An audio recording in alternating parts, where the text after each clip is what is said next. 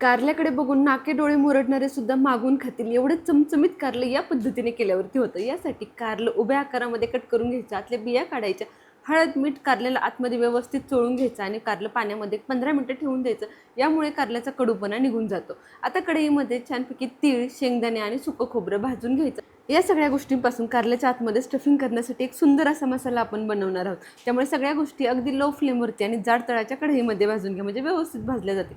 तीळ, शेंगदाणे, सुकं खोबरं मिक्सरला छानपैकी वाटून घ्यायचं। आता परत मिक्सरच्या भांड्यामध्ये आलं, लसूण आणि कोथिंबीरही बारीक करून घ्यायची।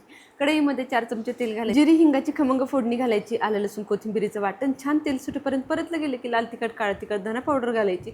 मसाला तयार झाला की हे केलेलं वाटण घालून घ्यायचं, चवीप्रमाणे मीठ घालायचं आणि वाटण छान परतवून घ्यायचं। हे वाटण जेवढं छान परतवून घ्याल ना तेवढं तुमचं कारलं चविष्ट होणार आहे।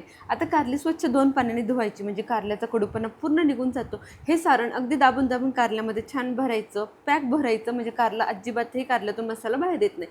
5 ते 6 चमचे तेलावरती कारली ठेवायची आणि फक्त वाफेवर हे कारलं आपण शिजवून घेणार आहोत। एक थेंबही यामध्ये पाणी घालायचं नाही। कारली दोन्ही बाजूनी शिजवत असताना वरून चिमूटभर मीठ घालायचं। आपण सारणामध्ये सुद्धा मीठ घातले, फक्त मी वरून चवीपुरतं मीठ घालून घेतले। त्यानंतर हे केलेलं सारण परत एकदा घालून घ्यायचं।